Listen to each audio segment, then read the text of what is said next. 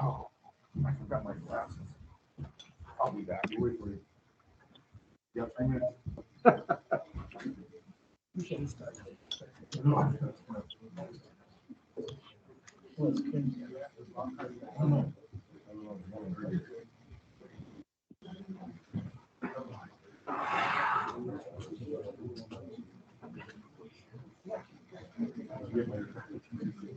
I did, but we'll see if others.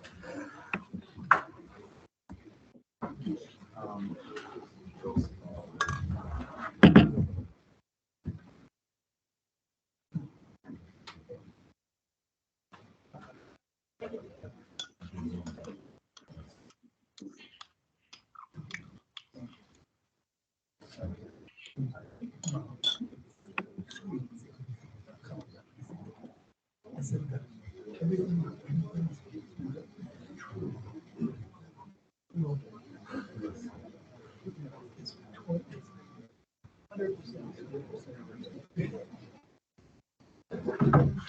As often As usual.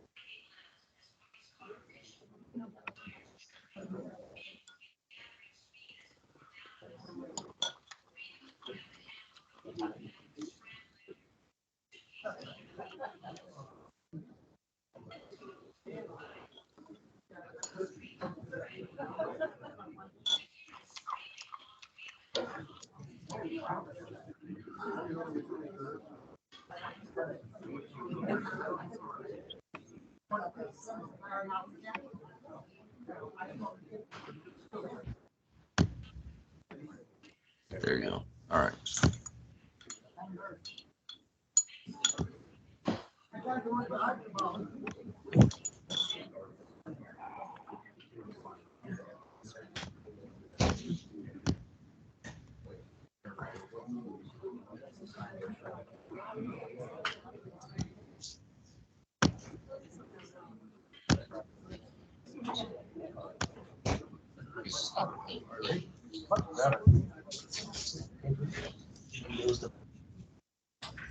All right, let's call this meeting to order.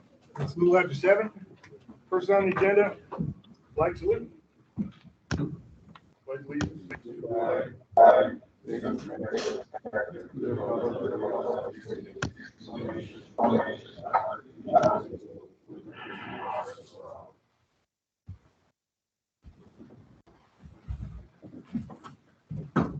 changes to the agenda? One, Okay. we're adding a district budget officer to the resolution. And, that'll be it. The rest are all good. And that will be resolution 33. Yes, well, yes, sir.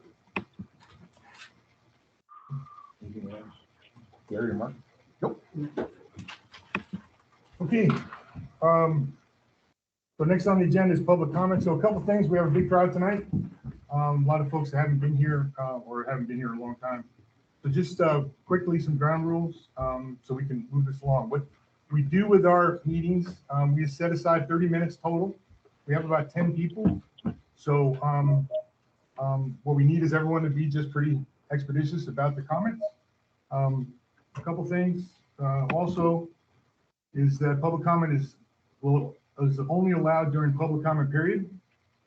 Prior to addressing the board, please state your name and home address. Like I said, we do a total of 30 minutes. It looks like we're about 10 people, so about 3 minutes a person. Questions from staff will not be addressed during public comment period. Questions will be submitted in written form prior, if you want something like that. Profane or derogatory language and comments will not be tolerated and will result in termination of individual comment period and removal from the meeting.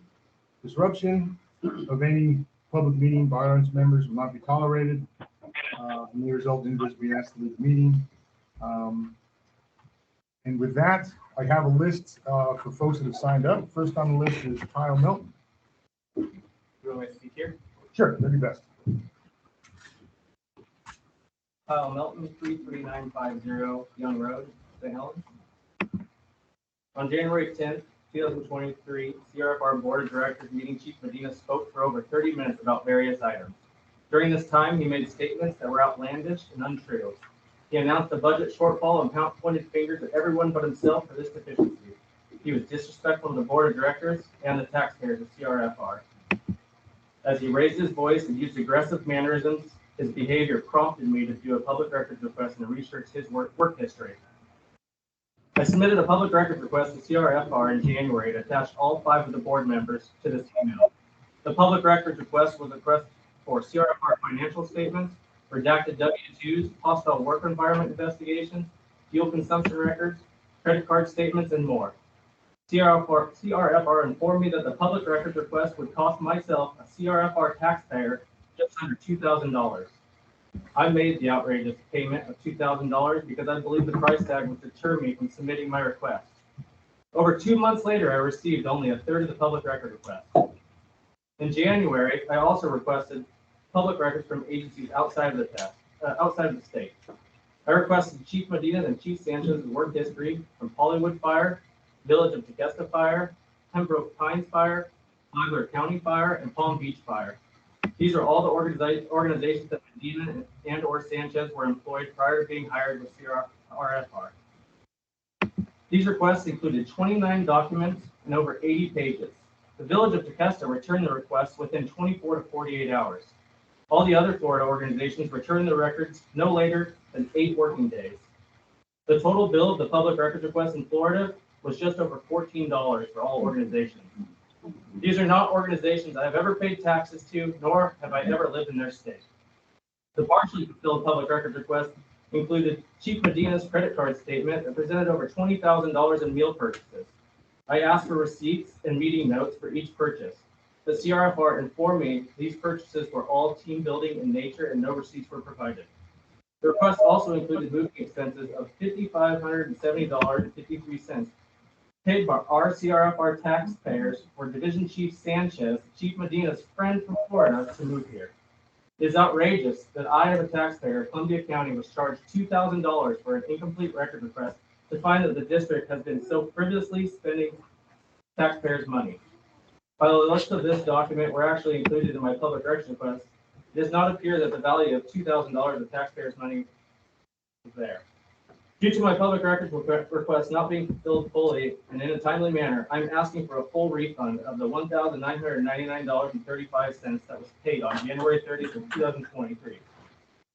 I'm also requesting accountability from the CRFR Board of Directors.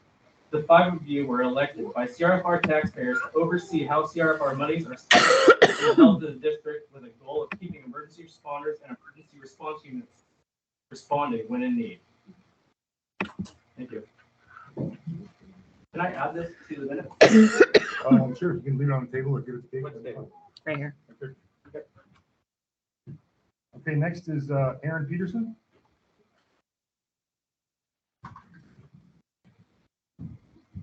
Well, try to go quick. Use my time here. My name's John Peterson, firefighter, paramedic, department for over 20 years. Volunteered for 3 years before that. I've actually been associated with this department for well over 40 years. I was 3 years old when my dad got hired here. And so Gary, I think you probably got more history than me here, but I said that before I realized all these other old towns are showing. But since I've been here, this ups and downs, but we've always got through it. You know, we've done it through communication, through the union, through administration, through the board. We've always been able to get through our problems. That communication is not happening. Because of that, my intent here tonight was just to try to inform you guys of how bad I believe this chief is truly ruining this department. But once I saw the report that you guys put together on the harassment complaint and then the lawsuit, I realized you were well aware. And even worse, it appears Going outside? Hans, you were quoted this morning in your interview. So the chief is doing a great job. That was this morning, yesterday in the spotlight. You were quoted saying the entire board has no intention of removing this chief. And now you're trying to also spin this by saying this is just the union or mad that we only got a 2% raise. I can't believe that's what you think this is about. Well, I'll get back to the 2%. Let's focus on the chief doing a great job. 26 people have left this organization since he got here. That's over 2 years. We have never had that level of attrition. When we got here, we had 33 paramedics. We're down to 24. We haven't been that low. I couldn't tell you that's been quite a while. The harassment report I was talking about, Director Hudson, you put that together. We made some bullet points with quotes from the senior staff regarding Chief Mendina. Put them in bolded points. We've got some highlights here. This is from the senior staff. This is not from the line. It says you never know what you're going to get. Rage or praise. Loud, aggressive. People said that. A lot of yelling, negativity, negative and derogatory communications. I thought about leaving. This says times several. Don't assume much more than 2. I wouldn't have applied here if I knew this is going to be like this. Much negative talk about those that are gone. Management by chaos. That's what your senior staff is describing. Management by chaos. Also, indirect and direct job threats. That was times 6. So if he threatens a job and says he's the only one here that can save you. It makes sense. If he's the one threatening the job, he's the only one that can save you. Your conclusion at the end of this report reads, I do not recommend an outside investigator at this time. The board has not had time to assimilate or address the issues from the first investigation. So your reason not to do an investigation is because you're not done with the first one. Now, after reading the lawsuit, I realize it doesn't match your report very well at all. I'm shocked and embarrassed that I work for an organization that thinks this kind of stuff is okay. These types of behavior are not common in the fire department. It is not tolerated. It should not be taken with a grain of salt. We do not agree with that, and we don't think it's okay. Apparently, the board signed up on it, so you guys are. Hans had some other stuff that my claims was here. Back to the 2%. He said we're mad that we only got 2% raise. That's not what we're mad about. We voted for that. We approved it. You guys voted for it. You approved it. But that's not what you're doing. Instead of that, you garnished our wages by 10%. So of course, we're mad about that. But there's a process to deal with that, and we're going through that. And that's not, this is about something much bigger than that. You once emailed the department about a year ago. You said we're on the brink of greatness. This is what you were talking about? It's not a place that anyone wants to work. You can try and blame COVID. You can try and blame COVID all you want. There's our reputation throughout the state. The word is out. If you work here, the chief will arbitrarily cut your wages, regardless of any agreement, remove parts of your health care without warning, or disclaim that you threaten your job, or order you to go to mental health evaluation. We've never had a chief like this. You guys have forced our hand to do this vote of no confidence. Hoping to do the right thing, but honestly, I don't really have any hope that you're going to. Thank you.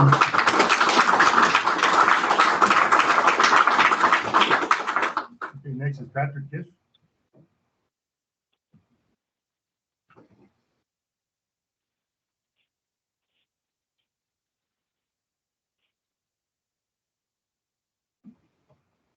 Hi, my name is Patrick Kish. Address is 56017 Hazen Road, Warren, Oregon. I've been employed here for 15 years. My title is a lieutenant paramedic. About 8 years ago, I decided to move my wife and 3 kids out to this community, and because I loved it so much.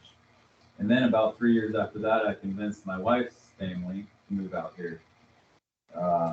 So to say that I'm completely vested in this community is an understatement. Last week, I sent an email to all 5 of you that I was grossly mispaid and I was paid incorrectly. The previous month, I worked the exact same amount of hours as I did that month. You paid me $1,200 less, and you even garnished 500 of that was a garnishment for hours that I worked that you took away from me. The response that I received from all 5 of you about a few days ago was that there was no error and we paid you correctly. So with that, you've done 2 things. You've reduced my ability to provide for my family, and you've taken time away from my family. I'm supposed to be on shift today. I'm on vacation right now, and I'm supposed to be at my kid's soccer game that is going on right now. But instead, I'm here talking to you guys. So you've taken away my time as well. Time and money. It wasn't but 2 meetings ago that you, Director Kreitzer, were talking about a special district conference that you attended. The purpose of this conference was the main topic. Everybody was talking about it. It's about recruitment and retention, right? So tell me, where in the playbook of recruitment and retention is it to take time and money away from your employees? As you know, or you should know, with a large amount of people outside the building right now and inside, that everybody knows. Okay, so when someone's looking for employment, who do they call? Who do they talk to? They talk to someone who is currently working in that organization. Over my last 15 years, I've fielded dozens of those phone calls from my friends in the fire service, people I've gone to fire school with, college, paramedic school, and I've always been able to recommend this place because I want to build something great here in this community. It's sad to say that I can no longer recommend this department to people that are seeking employment because you've taken my time away, and now you've garnished my wages. My question to you 5, who are supposed to be focused on the future of this department, is how are you going to grow this department, let alone keep the current staffing that you have when you displayed such an inept ability to recruit and retain? The actions of you 5 have put this community's safety at jeopardy.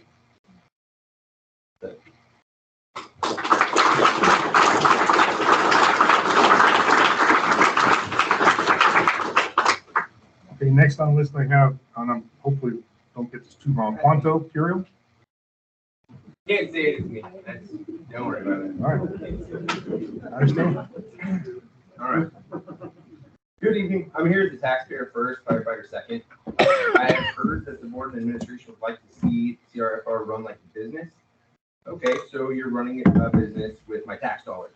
So if you keep running efficiently, and you make sure my tax dollars aren't being used irresponsibly.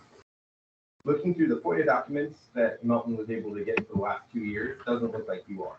So there's a lot in there that definitely looks like irresponsible spending.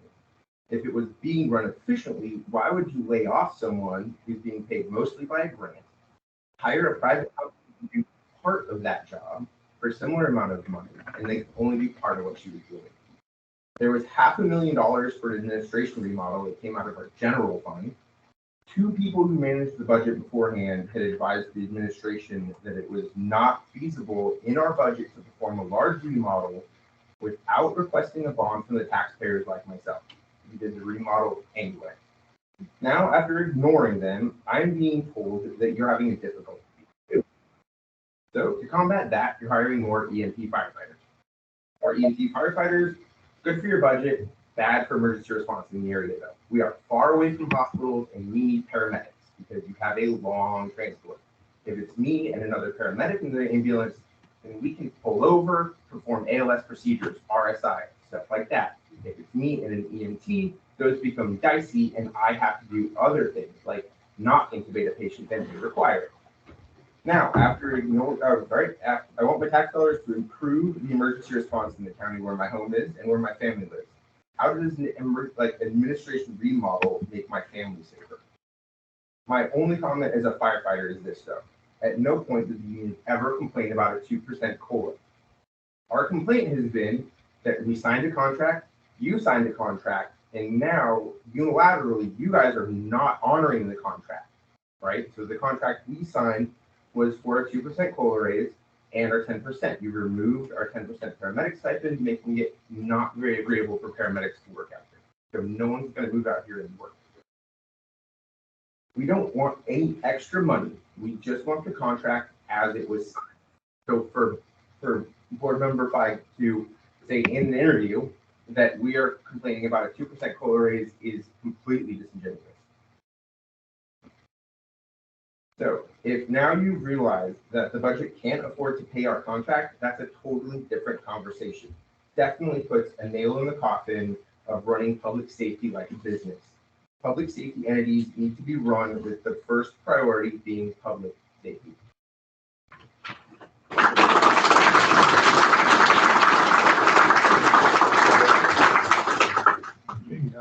Robert Conrad.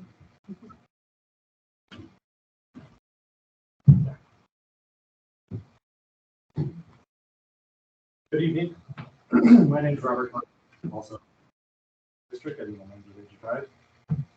I want to thank everyone first and foremost for coming out and providing support locally and our neighboring communities and from far away. It's been confusing and stressful at times to know how involved to get with the multitude of challenges we've been presented with recently. Others have already expressed our solidarity with Motherway and Monica Todd in their case, so I'll leave that as it is. But I want to take a moment and express where I directly lost my faith in my leadership's capacity and character to lead by an example. This was after the formal after-action review of the 3-alarm commercial fire at Columbia Hills retirement. I brought up my concerns in this same room, but at no point a RIT was ever established. A brief explanation for those of you that don't understand is a RIT is a rapid intervention team, a dedicated crew of 2 to 3 firefighters in case firefighter is in a hazardous area and becomes disoriented, lost, or incapacitated for whatever reason. So those firefighters can go and perform a search and potentially protect and rescue that firefighter from harm. This is an industry standard internationally for any working fire.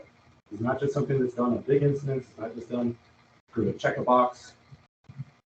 This was the largest incident in my 5 years here with Columbia River Fire and Rescue, and the highest risk for loss of life in my experience as a firefighter. I could understand if it was overlooked or forgotten in a moment. But when confronted with this question in an informal, in an informational and open setting, my leadership refused to admit any sort of mishap or mistake or explain themselves, instead insisting that an AMR ambulance unit was committed to the scene. This is just not an acceptable substitute for it. But it's not a sufficient replacement for the task that needs to be done at fire scene. An ambulance crew lacks the PPE, the training, and frankly the expectation to enter a structure fire and extract down firefighters.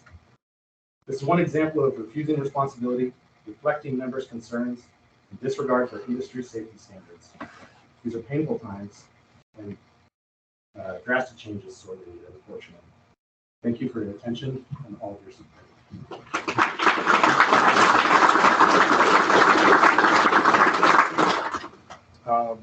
Tammy and Richard Fletcher. Just Richard. Okay, just Richard.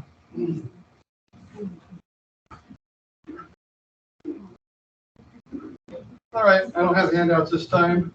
My name is Rick Fletcher, 366 Miles Road, Rainier, Oregon. I'm gonna start off. It's no secret I'm running for a board position in the May election. I'm running to ensure this fire district, Columbia River Fire and Rescue, is in a proper position to properly provide fire and EMS services to the district taxpayers and my family. I want to see this district succeed and to provide transparency on public requests, accountability to taxpayers for expenditures, accurate accounting and budgeting, a better workplace environment for the men and women of CFR, where they aren't sexually harassed, intimidated, or retaliated against. Okay? When a complaint is given, no matter how little it may seem, the person receiving that complaint needs to handle that properly, make sure it's properly addressed, not swept under the rug. What may be minor to one person can be major to another. And that definitely wasn't handled here. I've been watching this train wreck happening for a while, even before Medina kicked me out as a 30-plus year volunteer. He complained at the last meeting about losing volunteers, that's why. I fully believe in his hostile workplace allegations. In September 2022, Medina and Smythe both called my boss at my employment and asked them to have a talk with me about playing nice after I commented on a Facebook post about the rescue 479 picture on Facebook with a missing compartment door, a door that was torn off in April and still has not been repaired by your crack mechanic. He tried to intimidate me, even though I'm a taxpayer in this district and I work for someone else. There have been 25 members, 26 I hear now, that have left this organization since he's been the chief, and at least 10 more I know of that are actively testing other places that want out of here. Your paramedics are very experienced and valuable to this fire district. You've talked about yourself, you can't get them. At least 3 volunteers have also talked to me about moving to other districts or volunteering other places due to my experience as a volunteer. 35 members, that's 75% of this department wants to leave. Has left and wants to leave. We can't afford to lose that experience. The taxpayers deserve that. At the Columbia City meeting the other night I was at, Medina told Paula that he spent $370,000 on an admin remodel when he was asked. I have a public records request that shows $500,000, and out of this year's budget, $465,000. You can't even tell the truth. When asked about a strategic plan that he keeps talking about, he said that draft is on the website. His draft was. It's not on there. I'd like to see it too. Let's start by putting the chief on administrative leave to investigate these allegations. Maybe bring in a third party to go over the cooked up books and find out where the money's really been going. Put in place some better financial checks and balances. I know the Port Commission makes everyone with a credit card submit a detailed expense sheet for credit card purchases after having being abused a little while ago. Maybe that should happen here. Being spent. This board has the power to fix this, and it's just let it slide. Time for some changes here. And just a note, after I hear these guys took a 10% pay cut, did you take a 20% pay cut like you promised? Thank you.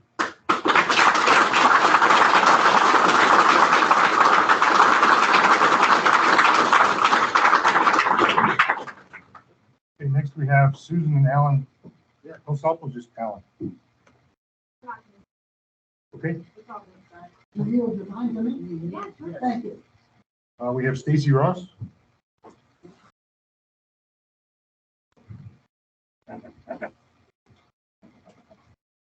Stacy Ross, 57974 Fisher Lane, St. Helens.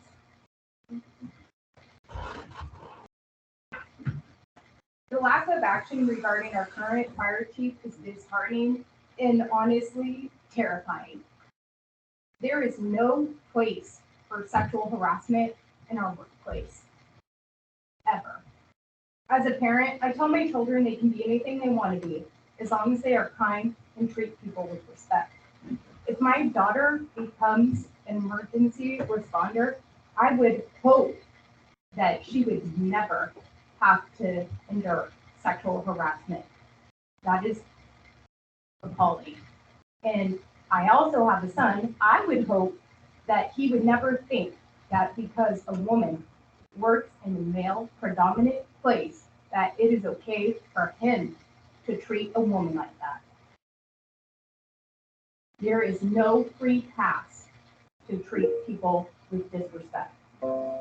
Workplace sexual harassment often goes unreported due to the shame, the fear of losing employment, and lack of action from board members like you.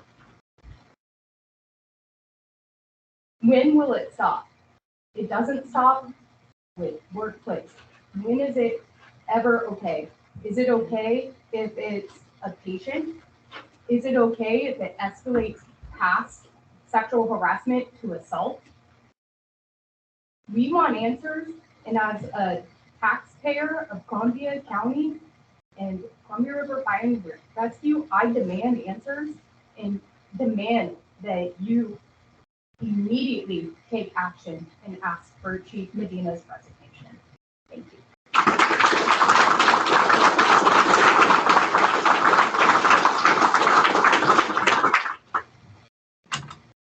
Okay, that's all I have on the list for, Aaron Schwartzberger. Oh, wait a minute. Oh, okay, my name's on there someplace. okay. Chuck Custer. I didn't see it on here. It's not on Oh, I the list I signed got. on your page. Okay, come on up. We're almost at 30 minutes, at 2 minutes. My name is Charles Custer.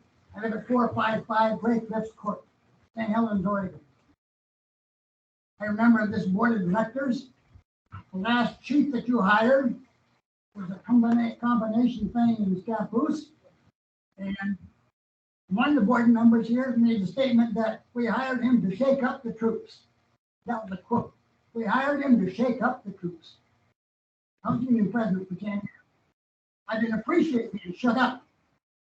We should have a joint resolution here to take care of employees as well as the taxpayers, and you do your job, and a fair and equitable discussion. Now, this chief resigned because he was afraid they were going to poison him in Scappoose. That's exactly why he resigned. And you almost hired him up here. It was that far. But these guys backed down. They said, no. We'll work it out so you can hire somebody. I saw board minutes of a meeting on video, and that man was sitting there talking, and he was bad mouthing the board because he didn't make these problems, create them. But he's been groomed for this job by you. That's exactly what he said. So all I got to say is you're not doing your job as far as grooming somebody to be a chief in this department. Look up here.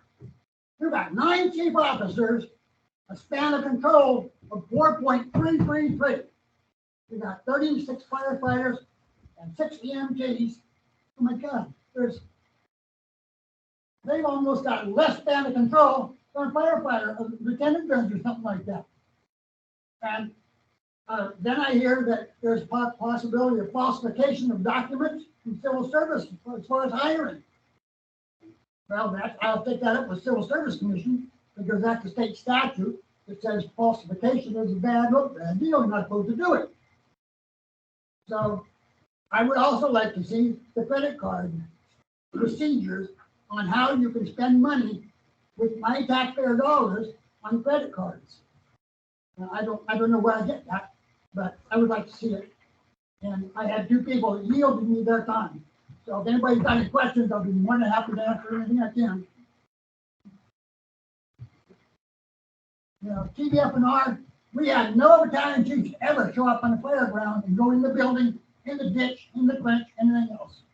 They stay outside because the duty crews knew if you keep them away from us, we'll get our job done. Period. It always happened. So I've been ordered to open up roofs with 2 battalion chiefs sitting in a car across the street that's already burned through a roof. So I don't have too much. I think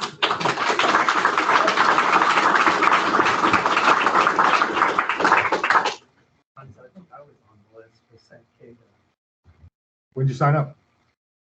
this morning and then here. Okay, we don't have much time left on our 30-minute limit, but go ahead. Name's Ron Schumperger, 1400 Second Street. I've been an owner of a business in St. Helens for over 30 years. I was a volunteer more than 40 years ago, and I was on this board for 4 years. It's very hard to believe that this fire district went from one of the most respected departments in the county to the least respected right now in the whole state. But when you hear and see firsthand how the fiscal decisions and leadership of this board and administration has affected the most valued asset of the district, which is a line staff that protects the community it serves, you start to understand what our first responders are up against. There is no team anymore. It is us against them mentality. And we will do whatever we want to break this union. Forget collective bargaining. Forget years of SOPs. Forget fiscal responsibility. Let's forget doing the right thing for the right reasons and the right way. I think that was one of the things I learned in a seminar that they sent me as a beginning board member. I can treat my employees however I want and demand their respect and leadership rather than earn it by professional leadership. Answer me these questions. Did you investigate Chief Medina and Sanchez from the old department in Florida before hiring him to lead this department? And do either of them have or had an investigation of harassment by their old department? Have we done major remodeling on the administration building at least twice in the last 5 years for more than $600,000 total when there is numerous maintenance, safety, and sleeping issues with fire stations that we currently have?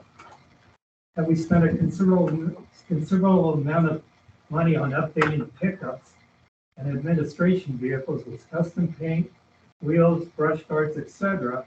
But when an ambulance went down for a flat tire, did we not want to spend the money on overtime to fix the flat? Recently, did one of the stations have to go down because there was not enough personnel to man it?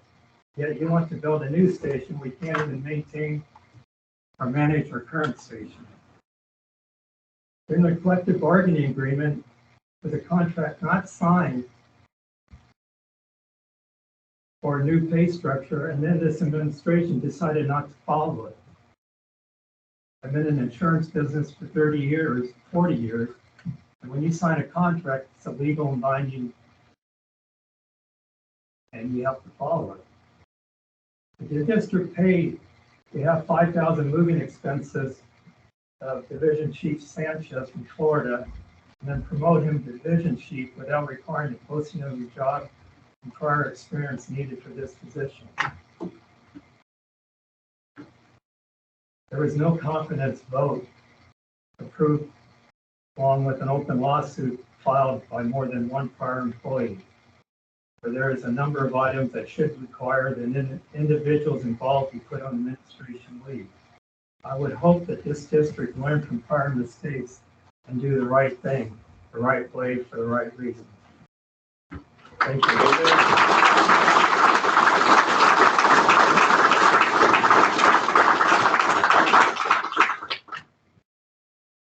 Okay, I think that's it for public comment. So we're going to move on with the agenda.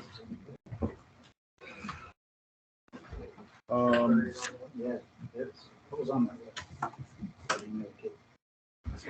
sorry, I didn't hear that. He's on the You list. what? We're at 30 minutes, 35 minutes. Oh, okay, I'm sorry, my fault. I said I'm going off an old list, so go ahead. We only have a couple, 3-4 minutes left. So. First off, I know you were emailed this.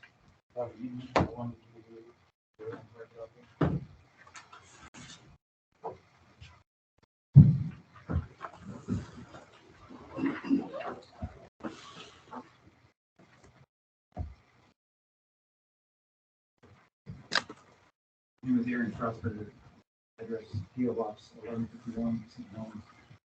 I've been a professional firefighter for almost 25 years, a union officer for 21, and I've worked under 6 fire chiefs and their various administrative staff. In my professional career, I have never had to deal with so many issues that arise to the grievance and arbitration levels as frequently as I've had to deal with Chief Medina and his staff. Chief Medina and his influence on others in his administration have destroyed morale within our fire district. He has also destroyed our reputation with neighboring fire districts, St. Helens Police Department, County Fire Defense Board, state overhead teams, and many fire departments across the state. His ways of dealing with the union in the beginning of his time here were aggressive, emotional, reactionary, and confrontational. Now he engages with union leaders and quiet. He is slow to respond, cannot seem to remember anything but his own views when trying to explain to them his legal obligations on the matter. On page 20 of the Motherway Todd complaint against Wounded River Fire Investigator, in reference to Andrew Todd's meeting with Director Hudson, it states, during that meeting, Mr. Hudson dismissed parts of both the hostile work environment and retaliation reports telling Plaintiff Todd that the reports are inappropriate behavior are, quote, common at the fire department, end quote, and something that should be, quote, tolerated and taken with a grain of salt. So, you are condoning inappropriate behavior towards women. If you or your wife or your daughter were to be subjected to that same behavior, would you tell them the same thing? That it's common and they should take it with a grain of salt?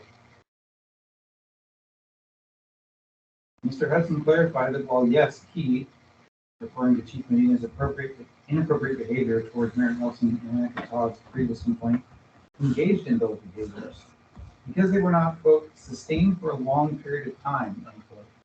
It is not being, quote, acted upon. You just announced that all members of this fire district and now the general public, including any female loved one and family member, they should only speak up if they're the target of inappropriate behavior for a long period of time. Until then, they should just accept it. Because by your standards, because it's only been a few times over a few months, certainly not a long period of time, they haven't hit the threshold that you believe is beyond acceptable and worth being acted upon. Director Hudson, during the contract negotiation sessions, you stated, if I were to start in fire service again, I probably wouldn't come work here because the working conditions are certain. That's what it is. I wish I could change it, but we can't. That's what you stated. You clearly can recognize that there is a problem here, that attracting people to come work here is difficult because of it. So why are you and the rest of the board not actively trying to repair that problem? Why are you not dealing with sexual harassment? Why are you not dealing with inappropriate behavior? Why are you not doing exit interviews with people that are leaving this organization for employment elsewhere? Why are you not asking neighboring agencies that don't collaborate, that don't get along with us since Chief Medina has arrived? Why has the CERT team left our organization and moved over to the Columbia County Sheriff's Office after Chief Medina arrived? Why are our two partnering fire districts in the Civil Service Commission leaving to form their own because of Chief Medina? Why is Chief Medina's nepotism allowed in this fire district? You have let the one person you are responsible for managing, Chief Medina, to do whatever he wants. You let him wreak havoc with our budget while he continues to blame everyone else, including you and employees that have left because of him. While you continue to roll over and believe and approve whatever he tells you, realize that ultimately you are responsible. You are people.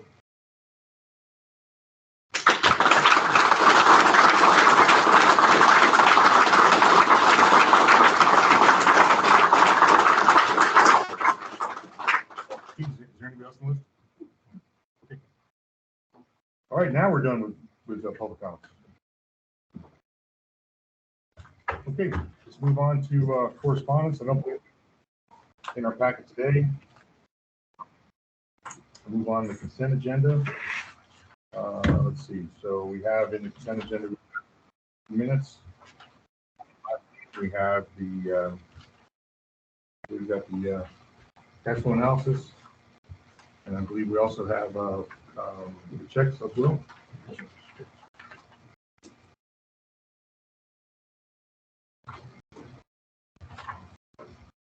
Okay, is there a We actually have a check for you guys to sign to. We actually have a check for you guys to sign as well for the contract for the HRV deposit. right? But just for now, I'm just working about the consent agenda for now. Let's see. Is there a motion? Move to accept the minutes board meeting for 3/14/2023 and the cash flow analysis. Is there a second? Second. I'll second. Any discussion?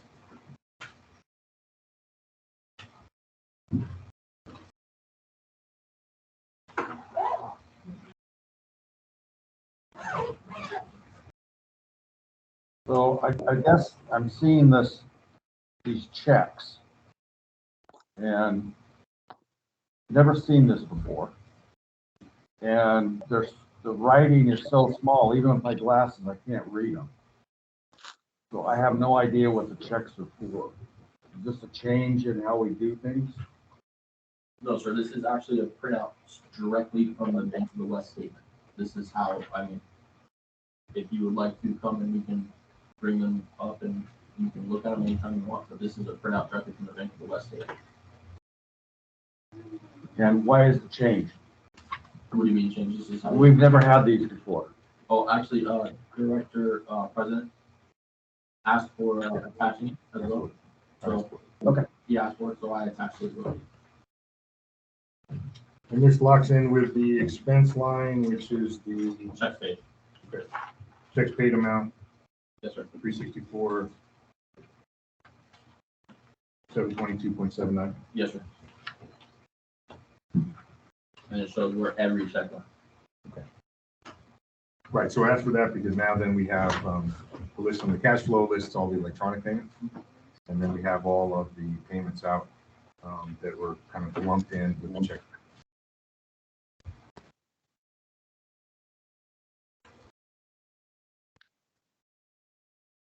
Is the, can you give us any idea on the cash flow, the amount you're showing at the end of March, 4.5?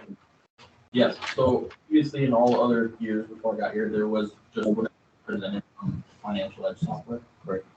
This is actually, because of how we found the finances when I got here and how we found it, this is actually the most accurate account. We take the statement when we got here and we go line by line and we line it all out in this account to show where the money is going. We had to track it down. We had to track this down since I started. So this cash flow goes back to July of 2022 and we have everything in, everything going out. You'll notice that payroll, which is what we pay out in payroll to the account too as well. That the previous month, you go back, see the months listed on top. So February, the district paid out $477,550.37 cents. And then if you notice in March, we paid out an additional $91,000, $349.05 in payroll. So the district actually, while paying retro, paid $91,000 more out too. So that was actually done. So the that's the major change in this on this cash flow. Outside of that, we did receive some GMP money, which is nice for the Crown Emergency Medical Transport from that grant. Other than that, there's been no other major changes. Is that why, okay, that shows the 609 for revenue? Yes, that's why it's, for the $251,751 was GMP. The revenue went significantly. We received a deposit for the LGIP tax cap with interest and deposit, $147,546 for the LGIP. So that was the jump in revenue. So if we take away, we got the 609, we take away the 251, what did we? And you take away the LGIP finally made a deposit of $147,546. Which lines up with previous? No, previous month was 41,000. The one before that was 115, and then December. November is a big drop.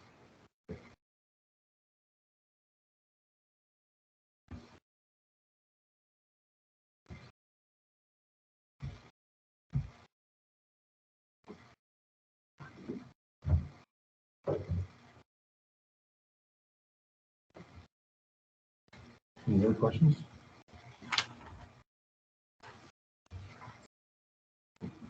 Do we do any auto pays or is everything by a check?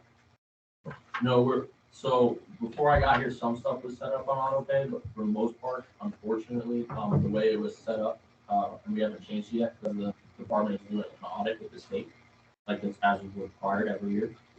So we haven't changed any of those, but when the audit is over, more things will become automated.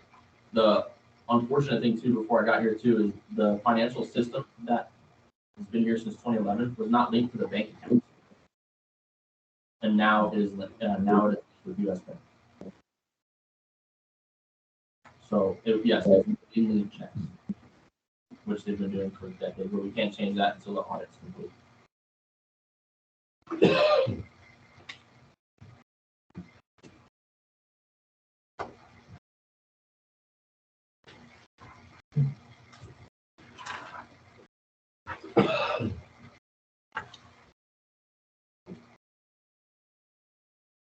In the checks, anything stand out? No, sir.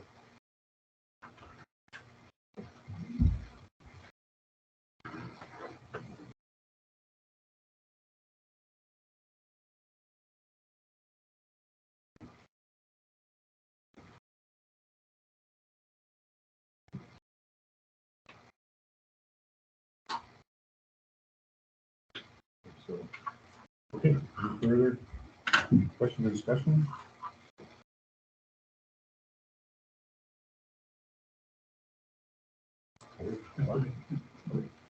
All right, then that, we have a motion and second. All those in favor of approving the consent agenda, say aye. Aye. Aye. All opposed? Hey, is Kim logged on? Yeah, she's on the, Hi, Hans. Can you hear okay? Yep. Okay.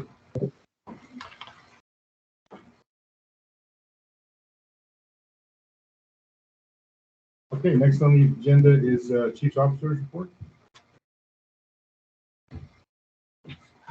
Well, as nobody in this room but you five know, about 2 years ago, after I've been here about 3 months, I approached the board to discuss about financial irregularities that have come to my attention.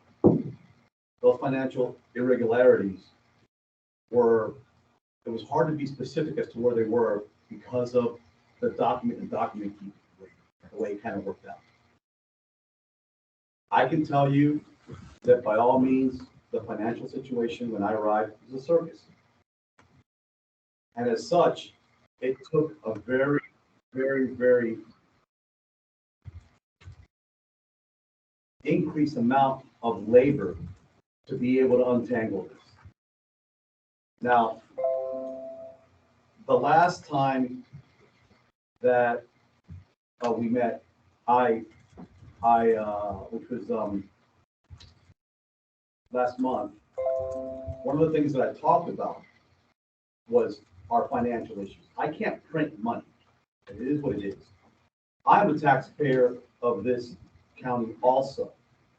And regardless, as the fire chief of Columbia River, I have fiduciary responsibility to the taxpayers of this county. And some of the things that many people here have no idea is that back in February, I took all the information and all the documents to the Columbia County District Attorney. The Columbia County District Attorney, we've met with them 3 times already. He has found that the information, the documents that we gave him were not just credible, but had merit to the degree that he believes there are serious things going on. As such, the Columbia County District Attorney is conducting an investigation on present and past employees and on some family members. Now, I have at this point in time, that stuff is out of my control. We presented the documentation, and that's where it went. I can tell you this, is that when I did the budget for this past July, was the first budget that I actually did. It was painful, and it had some issues with it because I could not identify the documentation. I couldn't do it. It just, the record keeping was such that it was just so vague that it really didn't provide any substance. We put together a budget in July, for July 1. In July 1, we started the budget. Okay. I brought in Chief Sanchez. I have a long working relationship with him. He worked and did budget and procurement and logistics before with me. Now, when I brought him in, I wasn't going to make the same mistake that I made by bringing somebody who did not have firefighting experience in the budgetary process of municipal government. Because that's a big factor about what it is that we do. So, to make sure, though, that Chief Sanchez was doing what he was supposed to do, Mr. Chairman, I hired quiet. You stay quiet. I hired a CPA whose primary function was to oversee the work that was being done so that I could be sure that everything was being done appropriately. That CPA at that point in time said we needed to take immediate action or we would not be able to make payroll in October. Okay. That's how she reported it. We had to make some harsh decisions. I had to make some harsh decisions and some painful decisions. I'll tell you to the extent. The only thing that I could do was try to find the money somewhere. And if you think that was easy, it wasn't. I have a division chief that's here whose sister-in-law worked with him in EMS to create more revenue to try to assure that we could do what we had to do. I outsourced EMS billing. Yes, I did. And it eliminated 2 positions, sadly enough. Okay. However, I have a responsibility, a fiduciary responsibility to try to make this thing work. That wasn't the last position that I eliminated. There are some 5 positions so far in administration that I determined to have been non-essential and eliminated. There's 1 more position that I'm gonna remain vacant and freeze. That free up about $300,000 in next year's budget. Because I had absolutely no idea what was gonna happen with the collective bargaining agreement. I had to make sure that I planned for it. Those are some very painful things. I mean, one of the people who no longer work here was the sister-in-law of a guy that I see every day. That wasn't an easy thing to do. But I've been talking to the board for almost 2 years about all the financial issues that we've had. And I have met with many of you at length. I know that Mark Kreitzer has come in, I don't even know how many times, to look at the numbers and see where we're going, along with Gary Hudson, Kim, and actually Mr. Fahey. I know that the issues were there. I was handcuffed by the district attorney into what I could and could not say because of the ongoing investigation. There's going to be issues that come up, and a lot of people are going to be surprised by it. I get it. You know, we were this glimmering castle on the hill, and I unveiled it and tainted it in that I discovered the financial mismanagement. I came up with a plan. Now, that's not me saying that. That's the district attorney of Columbia County finding merit with the information we've given. As such, we've accomplished a lot of things here. And that's one of the things that I know that the directors wanted me to talk about and not actually swing by the pitch in the dirt. But we did have 12 volunteers. How many volunteers do we have now currently in the track now? I believe I have 22 applications, 8 or 9. Okay. So we're gonna be up to 40 volunteers in the last month, 4 weeks? 4, 5, 6 weeks. The city of Prescott we reached out to them. We're gonna be opening a station and providing them training also. They have volunteers that are gonna be coming up to man that station. We've gone to Columbia City to see about possibly getting some land from them so that we can actually build a station in the future. In my draft strategic plan, that's in year 5. But we can't wait in year 5 to secure property that we need then. It needs to be done now. We have to have foreseeability. A couple days ago, we actually sat down and whiteboarded everything and realized that we finally were at a place where we were financially stable. So long as everything hits the right way, we're going to be okay. We should have had a $1.5 to $2 million deficit. Part of that is because We never had an unappropriated ending fund balance.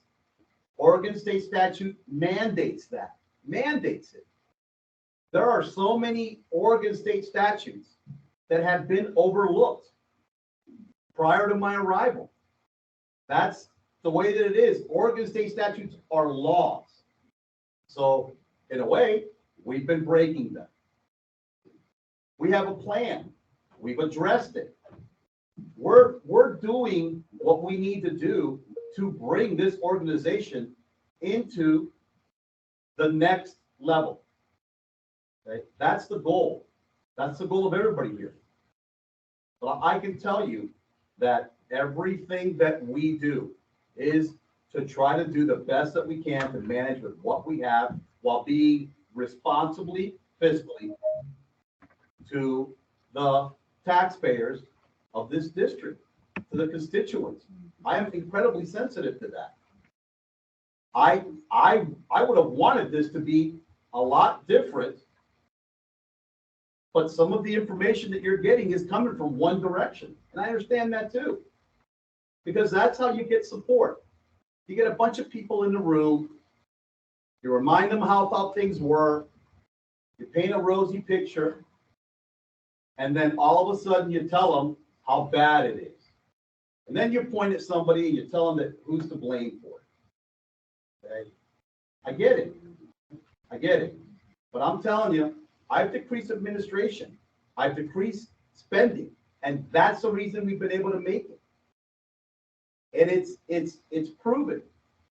But I'm telling you also, there are present and past employees and family members that will be investigated for a series of things.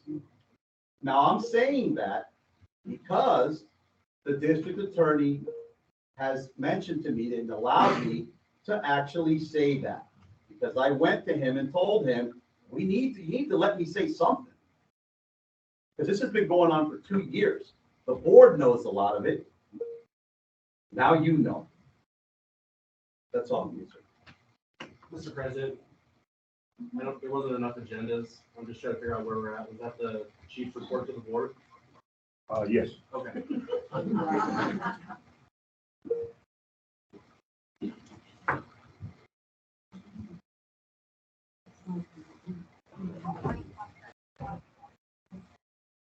Any questions? No. No. Okay. Let's see, next on the agenda, we have old business. I don't have anything listed. Next is new business. We have social media analytics. Yeah, I provided in your packet the social media analytics for Pink Buzz Media. Pink Buzz Media is a local company, minority owned. I actually put in and made phone calls trying to find something that we do about social media. In that printout that you got in your packets, you'll see that prior to us engaging with social media, our activity level was practically at zero. Practically at zero. Now, when I talked to the owner at Pink Buzz Media, one of the things that I mentioned to her is that I can't do anything unless I have matrix that address and show me that the things that she was saying would work. So if you look at that matrix, you'll see that in Instagram alone, we're up 5,000%. And the second she stopped doing it, because she only did the pro bono for the trial, we dropped right back into social media, right where we were before, which was practically at zero. Now, the contract that I'm looking to sign is far below the $9,999 Oregon state limit of my authority to be able to enter. Now, the reason that I'm bringing it up to you is because the owner of Pink Buzz Media also happens to be married to Chief Sanchez, which is one of the reasons that I wanted to bring it to you so that you would know. However, many of you board members already know that, because I talked to the board and said, look, this is what I want to try, because in this market, we can't find anybody to be able to do it that we can afford. So that shouldn't be a surprise to the board because you knew that. So I'm bringing this to the board, just like that we can actually just go ahead and throw that out there, but you can see how successful that media company is. There's other accounts that are managed by Pink Buzz Media locally. We would just be adding to that, you know? And we've looked at other outfits. to Yes, do this kind of yes, stuff. we looked at some outfits up in Rainier, one in Longview. I made several phone calls. I've got notes of the people that I called. Some people just won't return my phone call. We're too small of a market, too small of an agency. And the ones that I have heard from, the cost is just so astronomical that we couldn't afford it. Okay, so what we have here is was, we didn't pay any money for. There's No, pro no, bono, It was it's just all, it was all a test. pro bono. It was all pro bono. How long, Because how long did it last? oh, and that's like 2 or 3 weeks. The issue with that was, it was like, without having matrix that proved that this would be effective. Well, without that, I wasn't willing to even entertain it and bring it to the board. How much, you said you talked to some other companies, what kind of rates were those other companies? They were all across the board, somewhere between $500 and $1,000 per social media that they would manage. We have Facebook, we have Instagram, we now have TikTok, we have Twitter, and we have our webpage.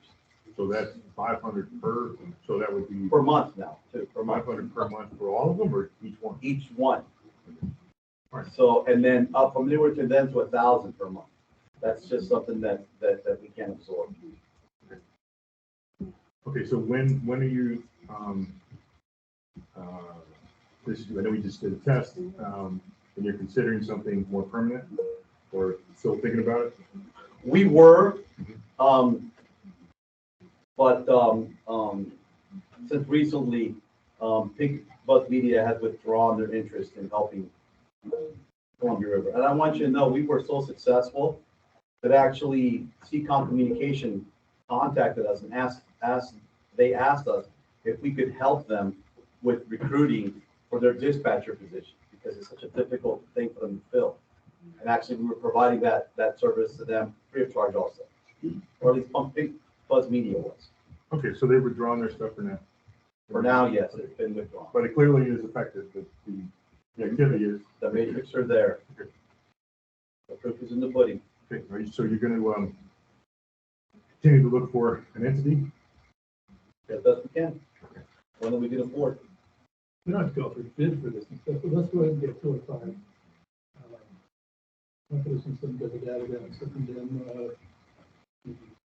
when we see that, we can compare it with what Pink Buzz has to offer and make a decision. Well, what But I agree, we're not Portland, Eugene, or Salem, we're not gonna. Right. But we can certainly pay those rates, but we're not gonna go pay the bank. So if we can get something really solid, we can compare with, and take a look at it. If we can get somebody to call me back, yeah. And that's good enough too, if we can't get anybody back, that's pretty small. Okay. Got a question with TikTok.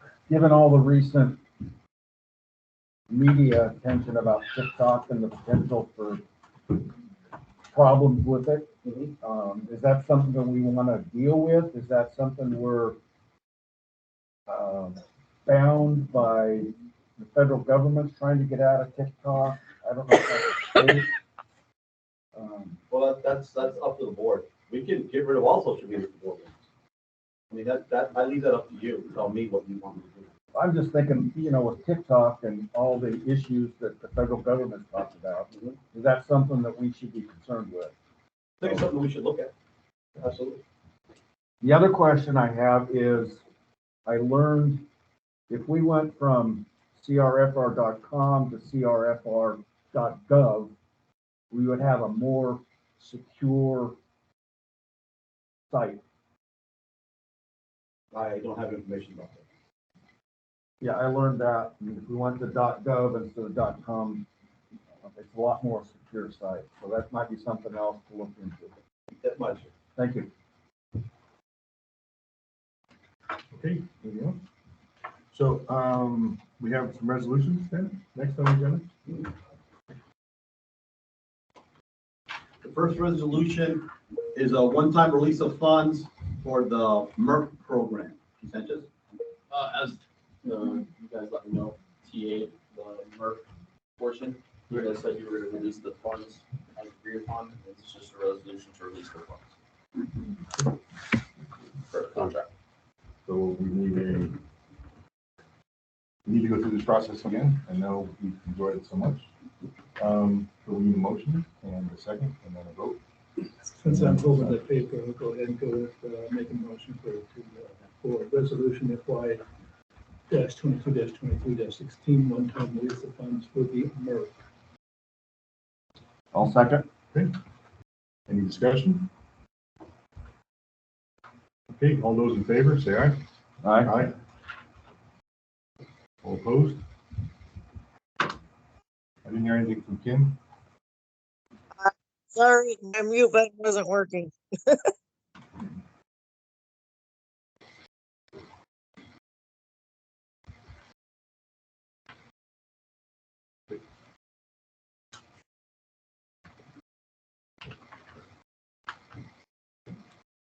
I think it's just safer to go through one at a time. I know we know we enjoy the awful silence of it all, but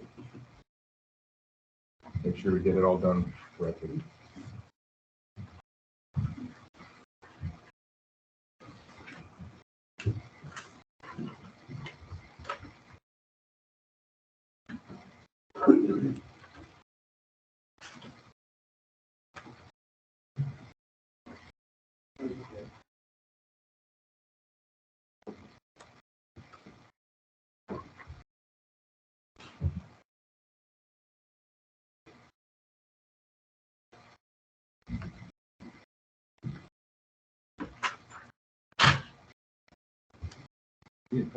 Yeah.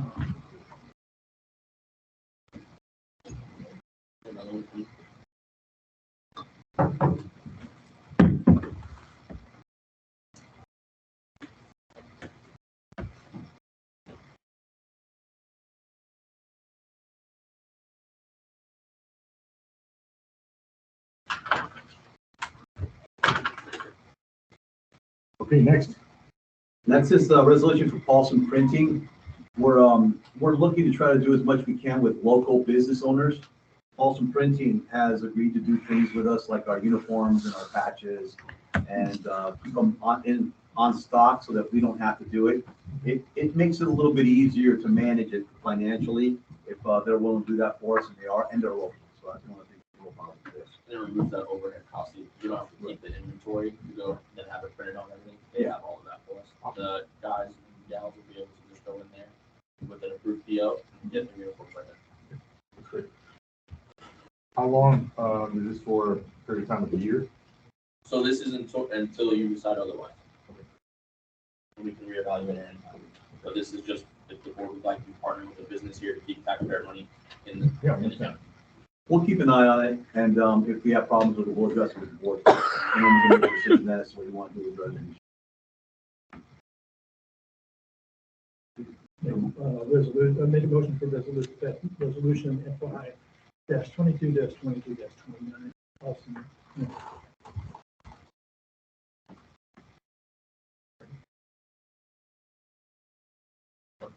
I'll second, yeah.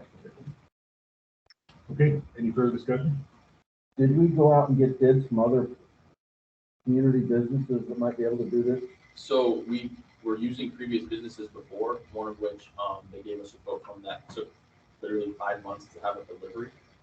That was a problem, and they're more money than Paulson Printing. And then the people we were using before, I don't want to say this since it's going to be in the news, but the other businesses that we were using, without talking bad about them, they were more expensive in these places, and they took a lot more. But yes. So how many? So we were using upwards of 3 or 4 other vendors. Thank you. For piecemealing it. This we can all do one thing together locally within them. I didn't know Paulson's did uniform. They do, yes, neither do we. And we found out we decided we'd bring it to you guys, see if we want to borrow the taxpayer money. Their pricing is competitive with the other vendors. That's good. Okay, we have a motion and a second. Any further discussion? Any more? Okay, all those in favor say aye. Aye. All opposed? Aye. All right. Good.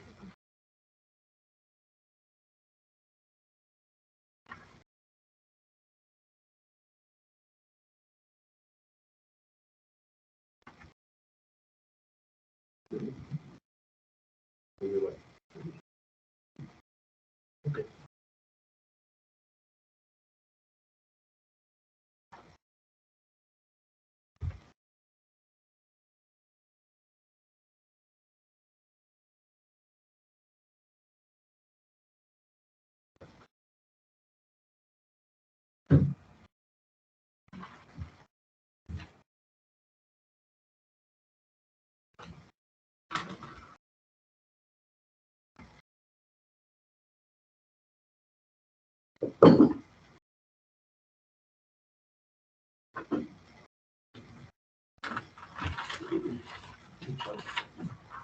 Okay, next. So I think this one, everybody will like too. This is the HRA Viva. This is a resolution, that per the contract, that all the union members will be getting $4,000 annually into your HRA Viva account. We had normal housekeeping. The contract had to be, created and taken care of with HRA Viva. Now it's signing the resolution and signing the check for $145,000 in change to deposit it into disseminate it to all the union employees. This was Gallagher insurance? Yes, sir. And that's the outfit we used before. Yes. So, the check is with it. This one has quite a few signatures that you guys have to sign and stuff, contract-wise from HRA Viva, but it is in line with the CBA. So $4,000 per employee, $333.33 per month, and then if they opt out, it's $166.66 per month, $2,000 annually. Okay, motion? Motion to approve resolution number FY -22 -23 -30 HR review.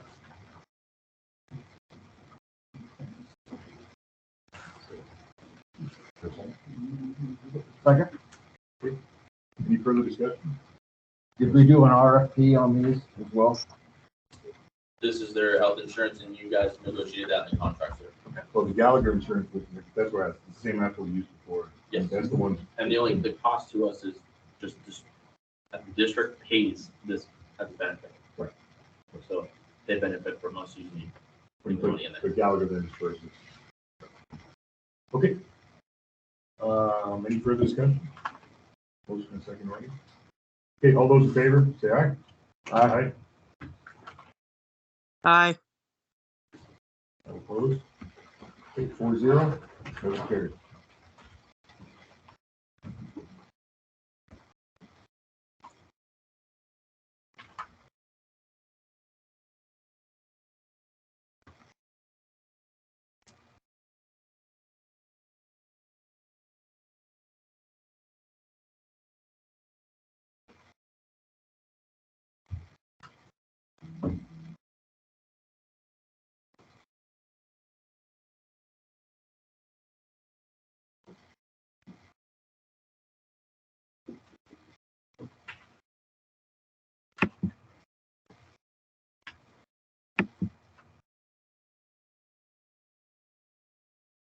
We have to sign here.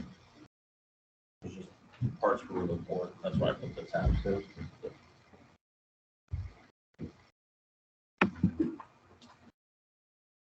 it all the board members or just?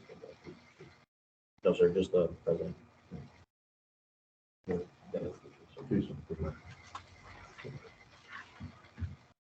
And then 2 board members to sign the check.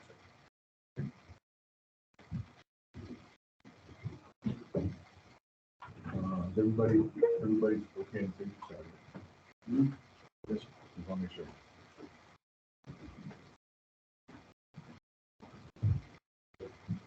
Gentlemen, what else?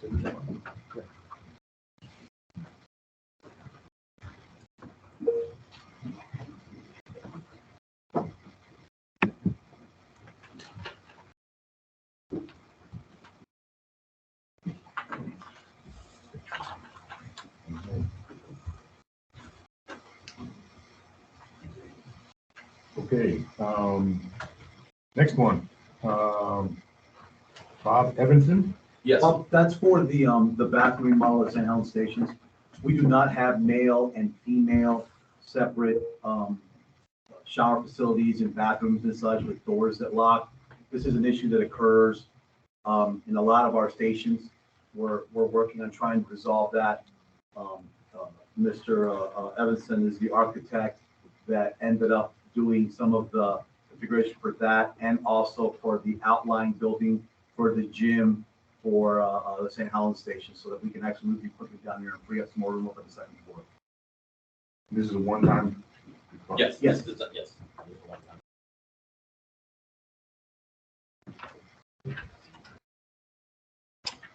Motion. Motion to approve resolution FY 22-23-01.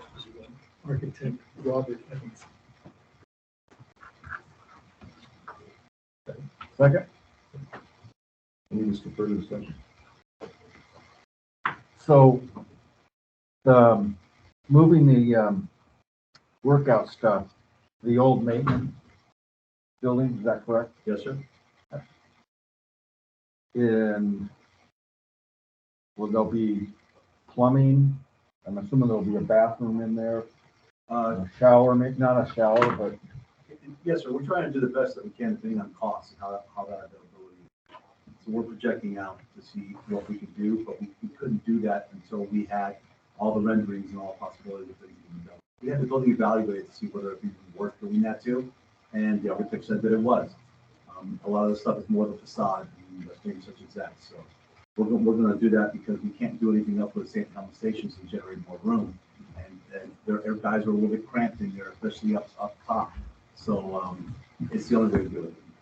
So this guy will produce renderings, but also detailed drawings? Yes. You need to be able to go through planning and so forth. Yes, sir. We can't do it without that. And a one-time not to exceed. Yes, sir. And so that's for the fire station itself? And the outbuildings. And the outbuildings. Yes, sir. All right, thank you. And the bathrooms and stuff. Any further discussion? Okay, all those in favor, say aye. Aye. Aye. Motion carries 4-0.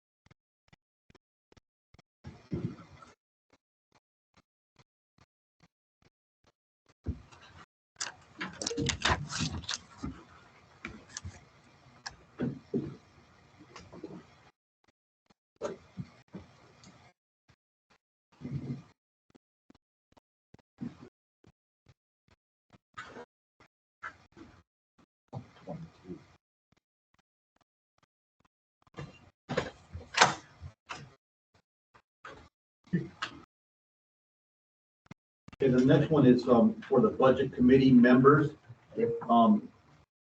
We have 5 board members, so Oregon State statute says you should have 5 people on the budget committee.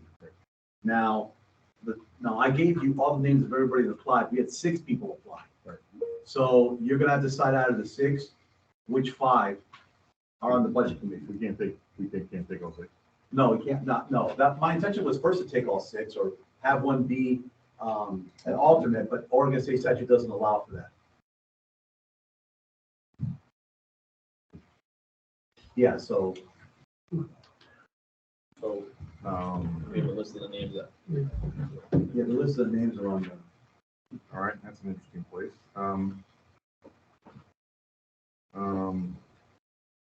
So is there an ORS that says we have to have only 10? Well, not 10, sir. Well, the 5 of you and then 5 of them. Correct. Yes, sir. So 294.331 is the budget officer in that one. And if you go through the rest of them as preparing a budget committee, and 401 for notices and everything, as you follow through, and actually consulting with independent CPA about this as well, they're saying that there has to be 5. Yeah. So one for each board. 5 public, 5 And board. then- Yes. And the people that have put in are business owners here in St. Helens, for the most part, and we have one private citizen. Has anybody offered to not be on it? I mean, I'm not trying to dodge it, we can just guess. No, we haven't contacted them to see, we can let you know if you wanna, I mean, the thing is that our next budget meeting with the budget calendar has to be on the 15th of May. So that has to be the first, public notice of first budget meeting, so, If we could do it, if you guys want to talk to them or something, we could do a special meeting. yeah, we do a special meeting and then you can decide. Yeah, that's what I'd like, because I don't know, I know. I don't want to take somebody off and then who wants to be on it, and then we. And that was leave somebody on it, maybe a sort of bad on it, I mean, I was hoping, okay, so, seems like a reasonable thing to do is can we reach out. Can you guys do that? We need to do that? No, absolutely, we can do it. That's everybody that gave us information out there. Yeah. Yeah, because otherwise I'd rather have, I mean, if anybody wants to be on it, then great. Like, we have to, knock it down. If you can knock that down, and then we'll. Right. We'll do that. Maybe one, two, Yes. decide which one. And the other question I have is, it has David Garrison. Yes, sir. I'm assuming it's supposed to be Dan. And yes, sir, that's a misprint. Okay, thank you. And then we have another, one more, right? From the Yeah, for Oregon ORS, it identifies that the board must identify a district budget officer. Normally, the district budget officer is the individual overseeing finance because of the things that they have to do throughout the year. It's a continual thing. Post public notice. Yeah, post public notice, things like that. It's just appropriate that Jim Sanchez should be the district budget officer. I think that aligns because in the past, it's always been the same. Yeah, this is just a resolution to identify that.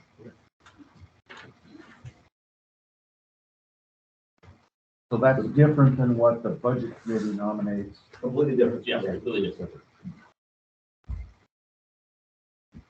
Make a motion for resolution FY-22-23, the adoption of district's budget office.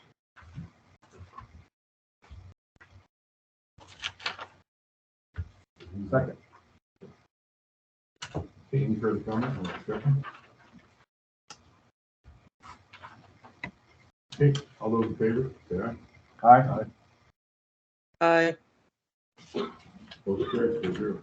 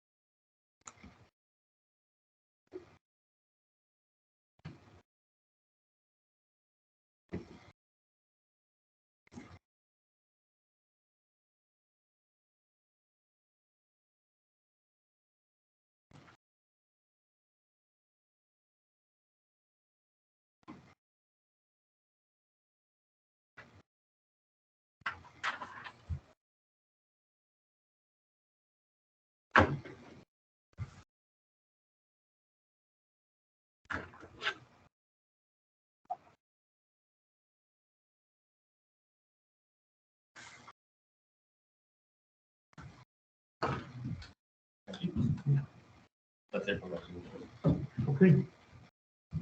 Next on our agenda is board member comments. Kim, do you have any comments? I don't have anything at this time. Trying to speak through the speaker is not my idea of a good time. Mark? Yeah, I just like to thank everybody for showing up tonight. We appreciate your input. And we may not always agree, but that's okay. So appreciate the input.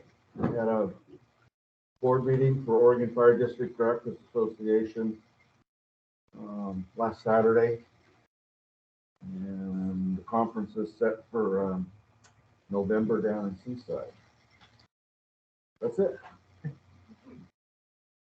All right, for me, comments, like, thank everybody for coming, and, we have a lot to, work on, so listen. Great, it's good to see you guys. It would be nice if we saw you a little more frequently than just occasions like this. It would really help you to be more informed than you might otherwise be. But thank you for your attendance. Okay, well, that's it tonight. Thank you all.